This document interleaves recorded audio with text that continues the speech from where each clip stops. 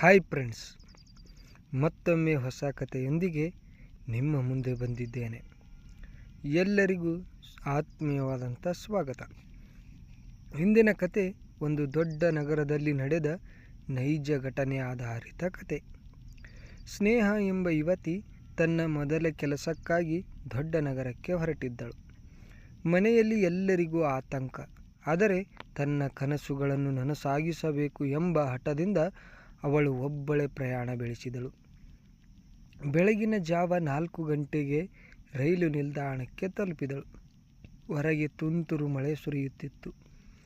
ಸುತ್ತಮುತ್ತ ಜನಸಂಚಾರವೂ ಕಡಿಮೆ ಇತ್ತು. ಕೆಲವು ಆಟೋ ಚಾಲಕರನ್ನು ಕೇಳಿದರೂ ಯಾರೂ ಬರಲು ಒಪ್ಪಲಿಲ್ಲ. ಕೊನೆಗೆ ಒಬ್ಬ ಟ್ಯಾಕ್ಸಿ ಚಾಲಕ ಸಹಾಯಕ್ಕೆ ಮುಂದಾದ. ಅವನ ಹೆಸರು ರಮೇಶ್. ದಾರಿಯುದ್ದಕ್ಕೂ ಅವನು ಸಾಮಾನ್ಯವಾಗಿ ಮಾತನಾಡುತ್ತಿದ್ದ. ನಾನು ಇಲ್ಲಿ ಹಲವು ವರ್ಷಗಳಿಂದ ಟ್ಯಾಕ್ಸಿ ಓಡಿಸುತ್ತಿದ್ದೇನೆ ಎಂದು ಹೇಳಿದ. ಅರ್ಧ ಗಂಟೆ ಪ್ರಯಾಣದ ನಂತರ ಭಾರೀ ಮಳೆ ಆರಂಭವಾಯಿತು. ರಸ್ತೆ ಕೂಡ ನೀರಿನಿಂದ ತುಂಬಿತ್ತು. ಆಗ ರಮೇಶ್ ಹೇಳಿದ, ಮೇಡಮ್, ಮುಂದೆ ರಸ್ತೆ ಮುಚ್ಚಿರುವ ಹಾಗೆ ಕಾಣುತ್ತಿದೆ. ಇಲ್ಲೇ ಹತ್ತಿರದಲ್ಲೇ ಒಂದು ಟೀ ಅಂಗಡಿ ಇದೆ. ಮಳೆ ಕಡಿಮೆಯಾದ ನಂತರ ಹೊರಡೋಣ ಅಂತ ಹೇಳಿ ಸ್ನೇಹಗೆ ಸ್ವಲ್ಪ ಅನುಮಾನ ಬಂದರೂ ಪರಿಸ್ಥಿತಿ ಬೇರೆ ದಾರಿ ಬಿಡಲಿಲ್ಲ. ಇಬ್ಬರು ಟೀ ಅಂಗಡಿಯಲ್ಲಿ ಕುಳಿತರು. ಅಲ್ಲಿ ಇದ್ದ ವೃದ್ಧ ಅಂಗಡಿ ಮಾಲೀಕ ರಮೇಶ್ನನ್ನು ನೋಡಿ ವಿಚಿತ್ರವಾಗಿ ನೋಡಿದ. ನಂತರ ಸ್ನೇಹಾಳನ್ನು ಪಕ್ಕಕ್ಕೆ ಕರೆದು ನಿಧಾನವಾಗಿ ಹೇಳಿದ, ಮಗಳೇ, ಈ ವ್ಯಕ್ತಿಯನ್ನು ನಾನು ಹಲವು ಬಾರಿ ನೋಡಿದ್ದೇನೆ. ನೀನು ಇವನಿಂದ ಎಚ್ಚರಿಕೆಯಿಂದ ಇರು. ಆ ಮಾತು ಕೇಳಿದ ಸ್ನೇಹಾಳ ಹೃದಯ ಬಡಿತ ಒಂದು ಕ್ಷಣ ಹೆಚ್ಚಾಯಿತು.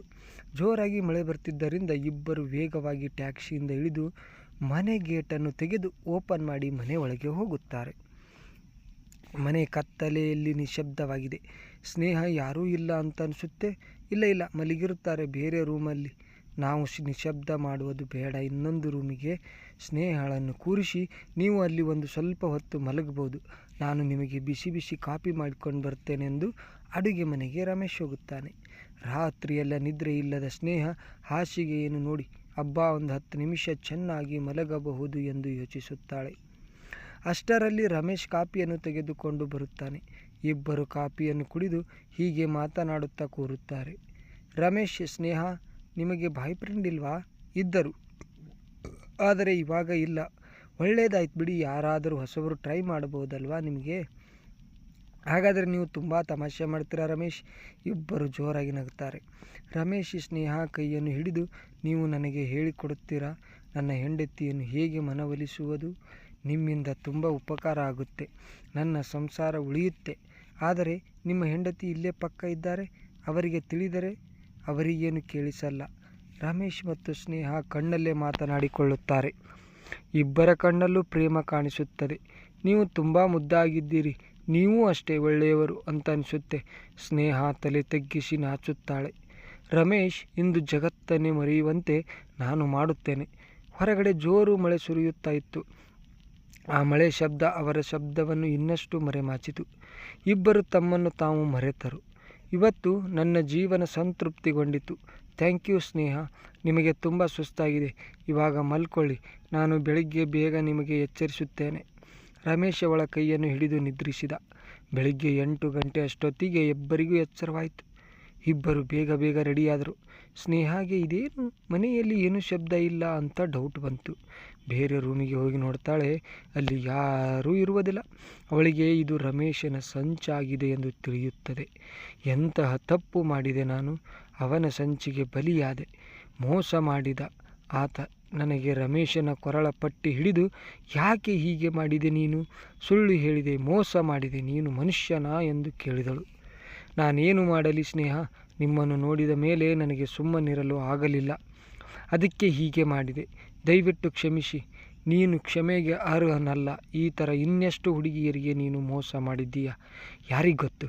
ನಾನು ಒಂದು ಕ್ಷಣವೂ ಇಲ್ಲಿರುವುದಿಲ್ಲ. ಸ್ನೇಹ ಅವಳ ಲಗೇಜ್ ಎಲ್ಲವನ್ನು ತೆಗೆದು ರಮೇಶನ ಮನೆಯಿಂದ ಕಾಲ್ ಕಿತ್ತಳು. ಅವಳು ತಕ್ಷಣ ತನ್ನ ಅಣ್ಣನಿಗೆ ಲೊಕೇಶನ್ ಕಳುಹಿಸಿ ಮತ್ತೊಂದು ಕ್ಯಾಬ್ ಬುಕ್ ಮಾಡಿದಳು. ಸ್ವಲ್ಪ ಸಮಯದಲ್ಲೇ ಹೊಸ ಕ್ಯಾಬ್ ಬಂತು. ಅವಳು ಅಲ್ಲಿಂದ ಸುರಕ್ಷಿತವಾಗಿ ಹೊರಟು ಹೋದಳು. ಕೆಲ ದಿನಗಳ ನಂತರ ಆ ವೃದ್ಧನ ಮಾತು ಸತ್ಯ ಎಂದು ತಿಳಿಯಿತು. ಆ ವ್ಯಕ್ತಿಯ ವಿರುದ್ಧ ಹಲವಾರು ದೂರುಗಳು ದಾಖಲಾಗಿದ್ದವು. ಸ್ನೇಹ ಸಮಯಕ್ಕೆ ಸರಿಯಾಗಿ ಎಚ್ಚರಿಕೆ ವಹಿಸಿದ್ದರಿಂದ ದೊಡ್ಡ ಅಪಾಯದಿಂದ ಪಾರಾಗಿದ್ದಳು. ಸ್ನೇಹಿತರೆ, ಈ ಕಥೆಯಿಂದ ನಮಗೆ ಸಿಗುವ ಪಾಠ ಏನೆಂದರೆ, ಅಪರಿಚಿತ ಸ್ಥಳಗಳಲ್ಲಿ ಯಾರನ್ನು ಸುಲಭವಾಗಿ ನಂಬಬಾರದು. ಕುಟುಂಬದವರಿಗೆ ನಿಮ್ಮ ಲೊಕೇಶನ್ ತಿಳಿಸುತ್ತಿರಬೇಕು ಮತ್ತು ಯಾವಾಗಲೂ ಸುರಕ್ಷತೆಗೆ ಮೊದಲ ಆದ್ಯತೆ ನೀಡುತ್ತಿರಬೇಕು. ಸ್ನೇಹಿತರೆ, ಕತೆ ಇಷ್ಟವಾದರೆ ವಿಡಿಯೋಗೆ ಲೈಕ್ ಮಾಡಿ, ಹಾಗೆ ಚಾನಲ್ನ ಸಬ್ಸ್ಕ್ರೈಬ್ ಮಾಡಿ. ಮತ್ತೆ ಮುಂದೆ ಇದೇ ರೀತಿಯಾದ ಇಂಟ್ರೆಸ್ಟಿಂಗ್ ಸ್ಟೋರಿಯೊಂದಿಗೆ ಮುಂದಿನ ವಿಡಿಯೋದಲ್ಲಿ ಸಿಗೋಣ. ಅಲ್ಲಿವರೆಗೂ ಧನ್ಯವಾದಗಳು.